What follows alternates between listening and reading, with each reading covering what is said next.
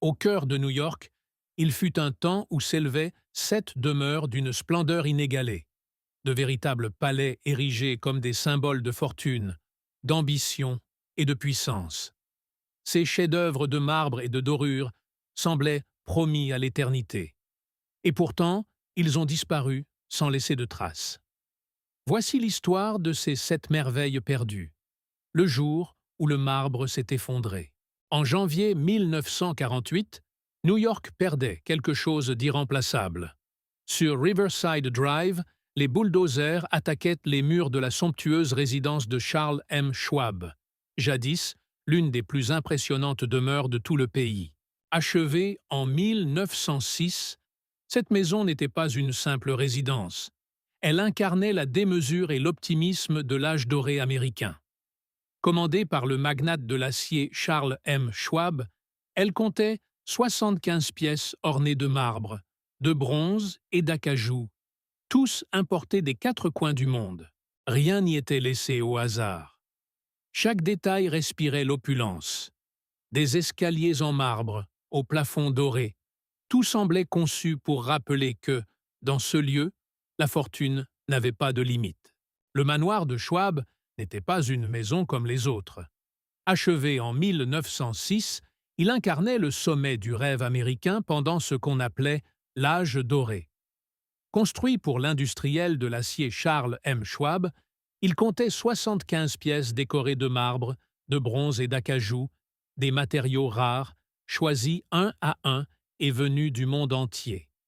Ici, le luxe n'était pas une option, c'était la norme. Charles Schwab lui-même symbolisait la réussite à l'américaine. Né dans une famille modeste de Pennsylvanie, il gravit rapidement les échelons de l'empire sidérurgique d'Andrew Carnegie. À peine quelques années plus tard, il en devint le président, puis fonda sa propre entreprise, Bethlehem Steel. Au sommet de sa gloire, Schwab figurait parmi les hommes les plus riches du monde, admiré autant qu'en vie par ceux qui rêvaient de sa fortune sans limite. Et son manoir en était le miroir parfait. Ambition sans fin, richesse sans mesure. Mais la fortune peut s'évaporer aussi vite qu'elle se bâtit. Malgré son génie des affaires, Schwab menait une vie d'excès. Fêtes somptueuses, dépenses insensées et goût prononcé pour le jeu. Sa fortune immense n'arrivait plus à suivre son rythme. Lorsque la bourse s'effondra en 1929, la Grande Dépression acheva de ruiner ses finances. À la fin des années 1930, il ne restait presque rien. La demeure, jadis symbole de sa grandeur, devint un fardeau impossible à entretenir. Son entretien annuel coûtait une petite fortune, et dans l'Amérique frappée par la crise, personne ne pouvait, ni ne voulait, l'acheter.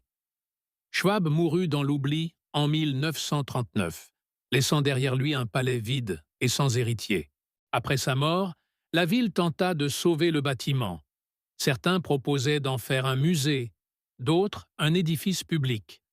Mais aucun projet ne vit le jour. Finalement, on décida de tout raser pour construire des immeubles modernes. Un matin glacé de 1948, les New-Yorkais virent les boules de démolition éventrer les murs où jadis les plus riches familles d'Amérique faisaient la fête. Les colonnes de marbre tombèrent une à une.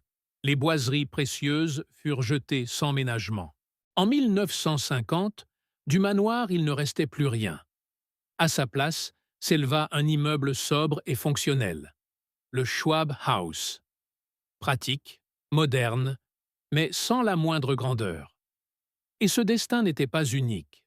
Partout à New York, les palais de l'âge doré disparurent les uns après les autres, victimes du progrès, du changement des goûts et du besoin d'espace. Difficile de ne pas s'interroger. Comment une ville bâtie sur le rêve et l'audace a-t-elle pu laisser disparaître certaines de ses plus grandes merveilles? New York avance sans regarder en arrière. Et parfois, même le marbre n'est pas éternel. Comment les symboles d'une époque entière ont-ils pu s'effacer presque totalement, ne laissant derrière eux que le souvenir de leur splendeur passée? Pour comprendre ces disparitions, il faut d'abord saisir ce que ces demeures représentaient. Bien plus que de simples bâtiments, elles incarnaient une ère d'audace, de créativité et de richesse sans précédent. C'était le temps où les millionnaires rivalisaient pour bâtir plus grand, plus beau, plus extravagant. Ces maisons étaient les monuments vivants des rêves et des excès de ceux qui ont façonné l'Amérique de la fin du XIXe siècle. Mais presque du jour au lendemain, ces rêves se sont transformés en cauchemars financiers. Les impôts augmentèrent, la société évolua, et ce qui avait été un signe de réussite devint un rappel gênant de l'excès. Lorsque l'entretien de ces géants devint impossible, les New-Yorkais choisirent la raison plutôt que la nostalgie, la modernité plutôt que la mémoire.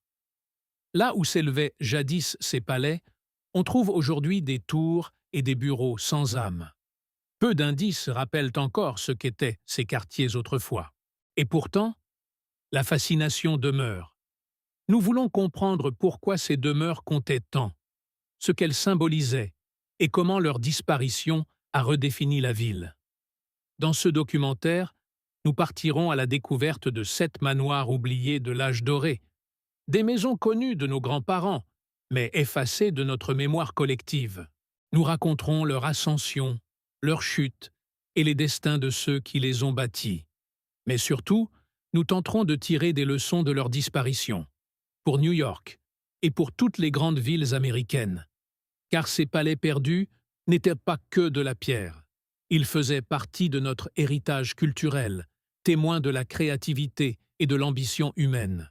Dans le prochain chapitre, nous remonterons le temps jusqu'à l'origine de cette ère explosive et fastueuse, The Gilded Age.